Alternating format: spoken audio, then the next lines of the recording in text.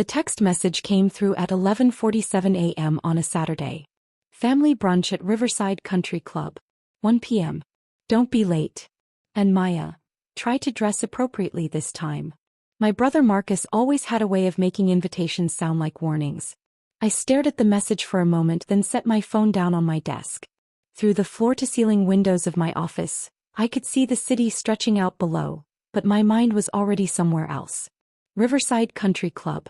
I hadn't been there in 6 months, not since I'd finalized the acquisition.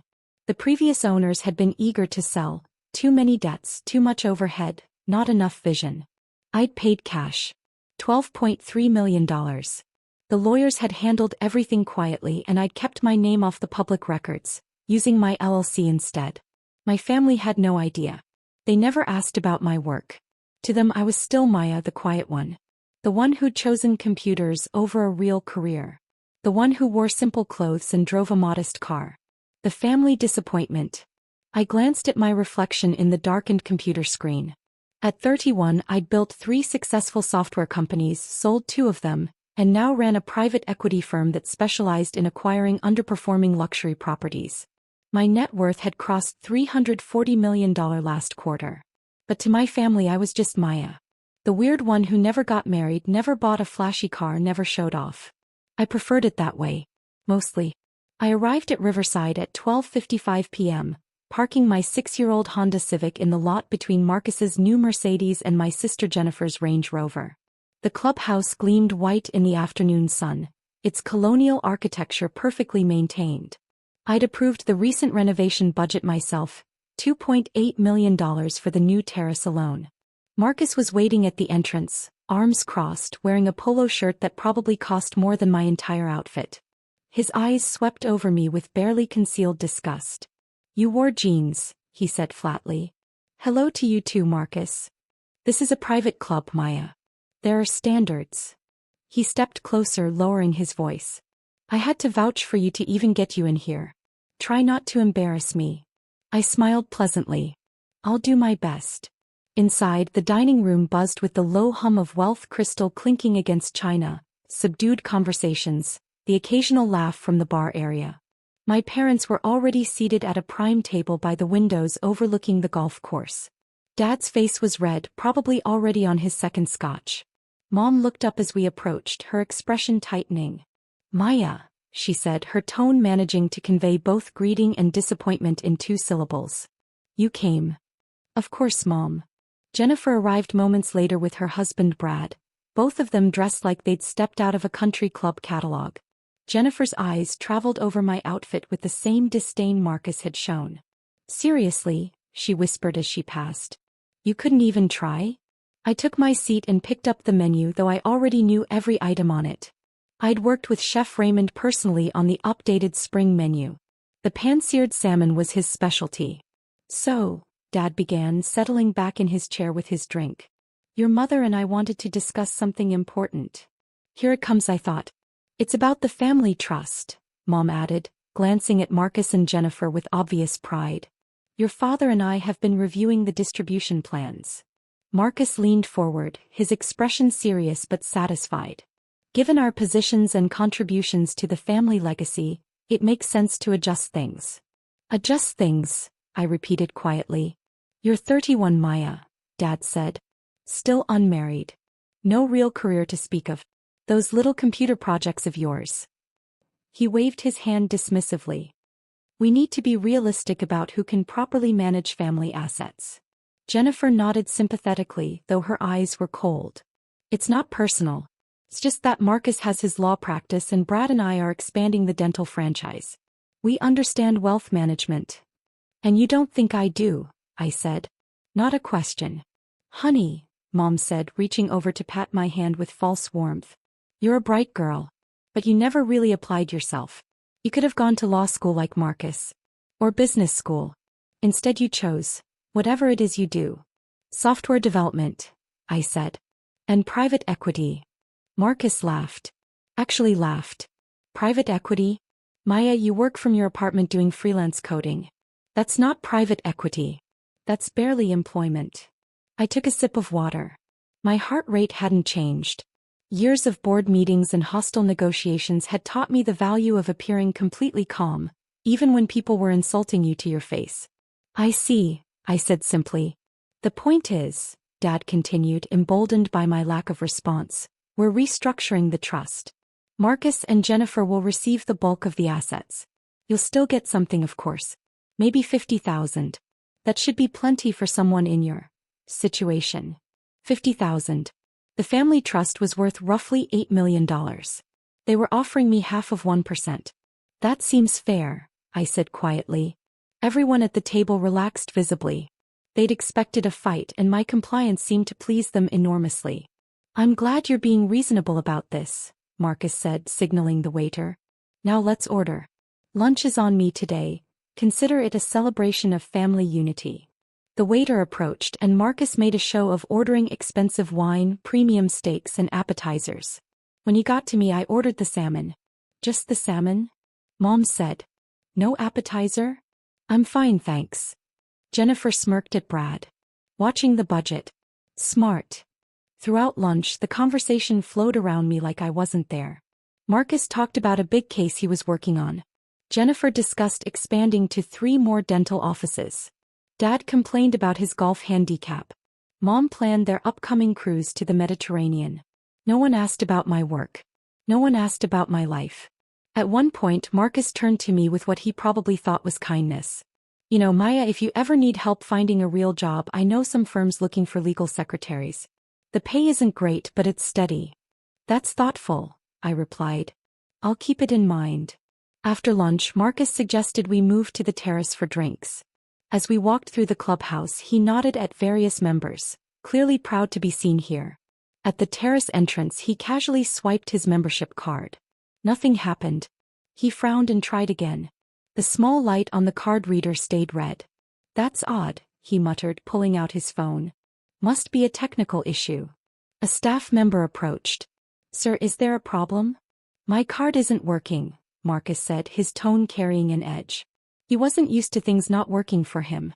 The staff member, a young woman named Rachel, I remembered hiring her 3 months ago, checked her tablet. Her expression shifted subtly. Mr. Wilson, I'm showing your membership status as under review. Under review? Marcus's voice rose. I've been a member here for 4 years. Check again. Rachel's fingers moved across the tablet screen. I'm sorry, sir, but I'm going to need to ask you to speak with management. If you'll wait here. I'm not waiting anywhere, Marcus snapped. Do you know who I am? I'm a partner at Henderson & Associates. I bring clients here. Important clients. Other club members were starting to notice the commotion. I stood slightly behind my family, saying nothing. Jennifer tried to defuse the situation. I'm sure it's just a computer error. Right, Maya? You understand computers. Tell them to fix it. Before I could respond, a familiar figure emerged from the main building. Robert Chin, the club's general manager, walked toward us with the purposeful stride of someone dealing with a problem. I'd promoted him to GM 2 months ago. He was excellent at his job. Mr. Wilson, Robert said, his voice professional but firm. I need to speak with you privately. I'm not going anywhere until this is sorted out, Marcus said. My membership card isn't working and your staff is being incredibly unhelpful. Robert's expression remained neutral. Sir, your membership payment hasn't been received for the past 2 months. According to club bylaws, that puts you in violation of 2 months. Marcus's face flushed.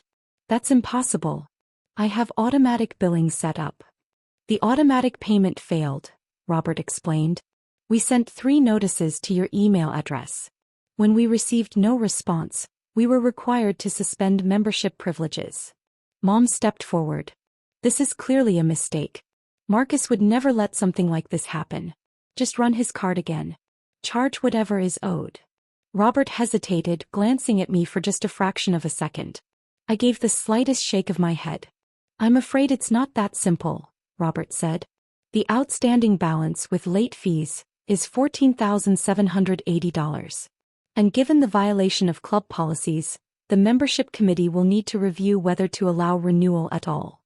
$14,000.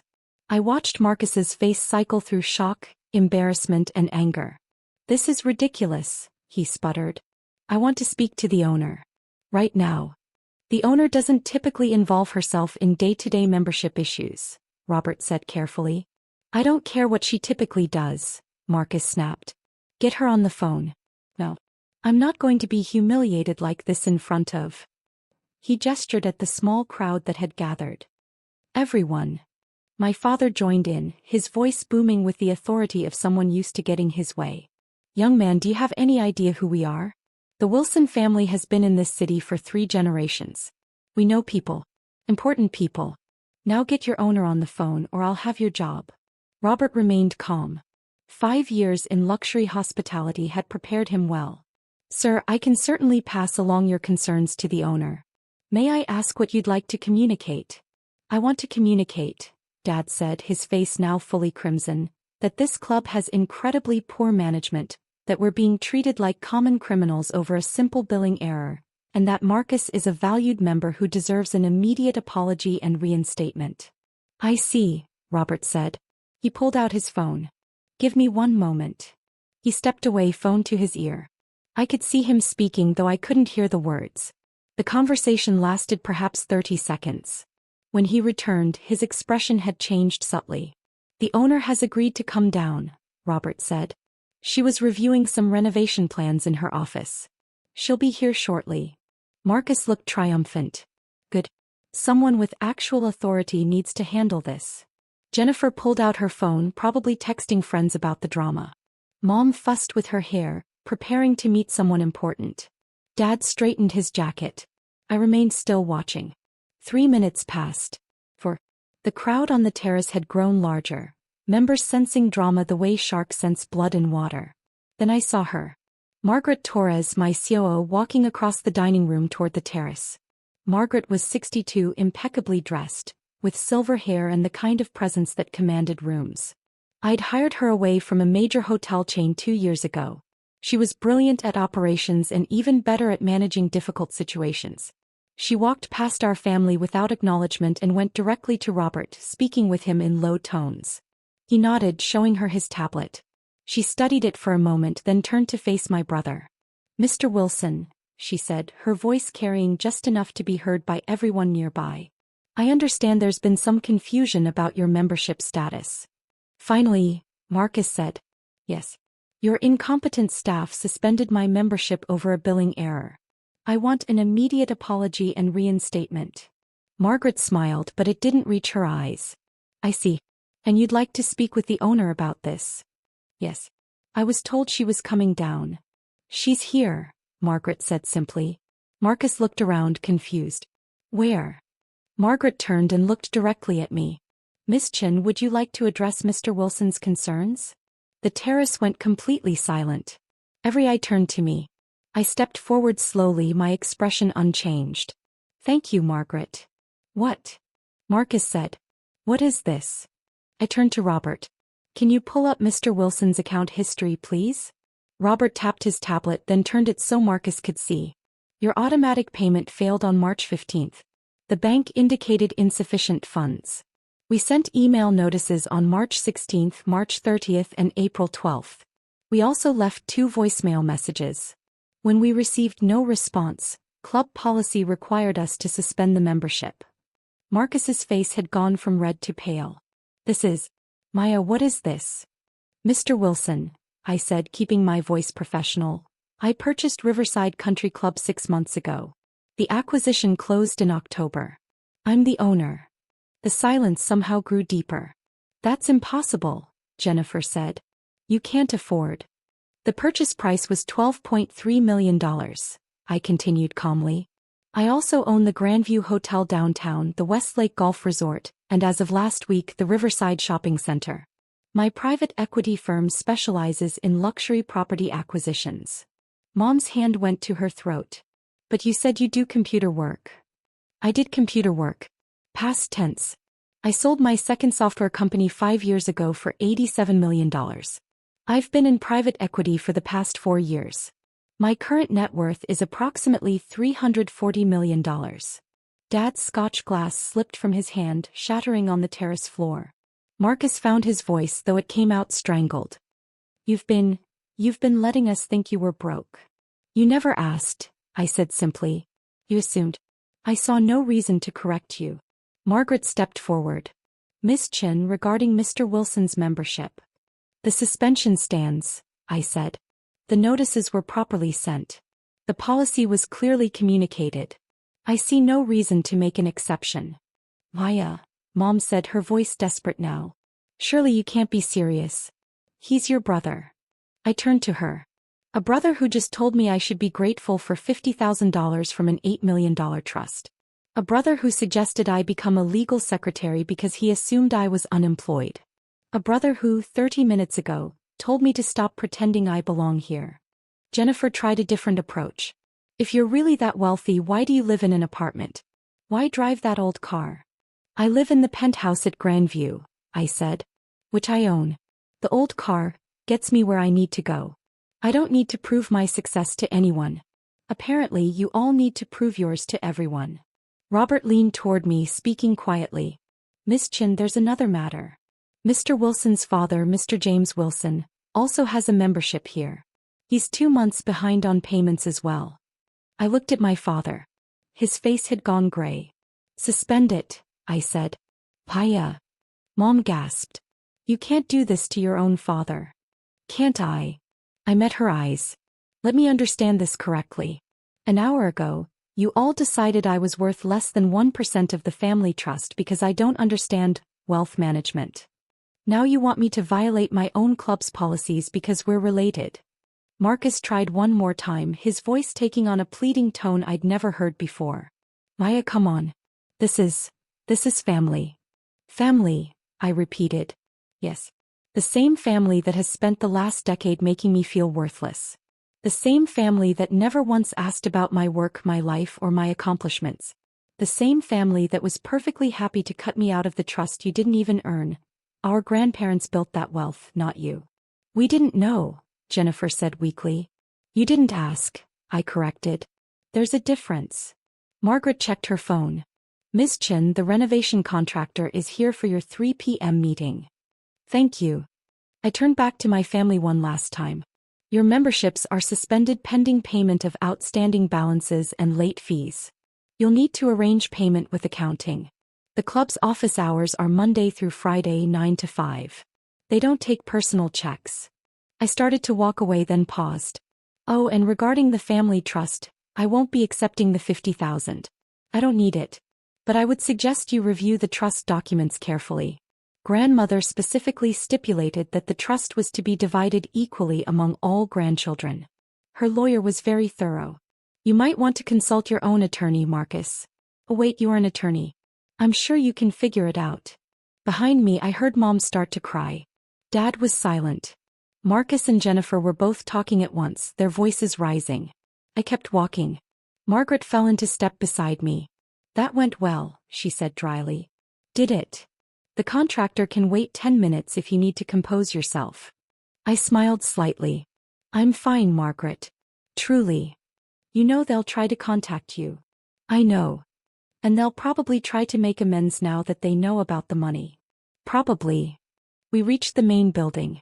Through the windows I could see my family still on the terrace, clustered together, no doubt trying to process what had just happened. For what it's worth, Margaret said, you handled that with remarkable restraint. I might have been less diplomatic. I considered having their cars towed from the parking lot, I admitted. She laughed. There's still time. My phone buzzed. Marcus. Then Jennifer. Then Mom. I silenced it. Miss Chin. Robert appeared, looking apologetic. I'm sorry to interrupt, but Mr. Marcus Wilson is demanding to speak with you again. He's threatening legal action. Legal action, I repeated. For what? He claims you're discriminating against him because of a family dispute. He's saying something about hostile business practices. Margaret snorted. He can't sue you for enforcing your own club's policies. Should I call security? Robert asked. I thought about it. About Marcus's red face. About Dad's broken glass. About Mom's tears. About how good it felt to finally stop being invisible to them. About how empty that satisfaction was. No, I said finally. Just make sure they leave the premises. And Robert? Make sure all future correspondence goes through the club's legal team. No exceptions. Understood. As he walked away, Margaret touched my arm gently. Are you sure you're all right? Ask me again tomorrow, I said. The contractor meeting took 40 minutes.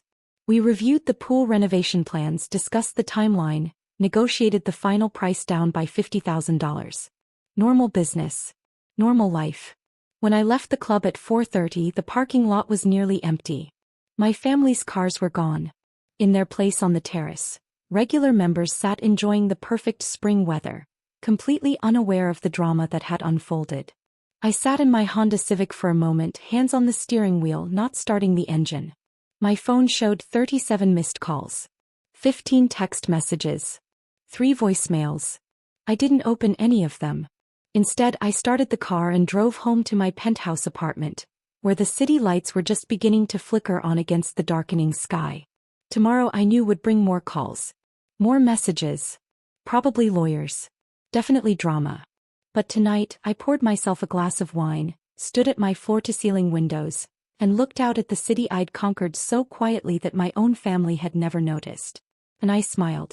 My phone rang again. Marcus. I watched it ring twice, 3 times, 4 times. Then I picked up. Hello. Why, His voice was different now.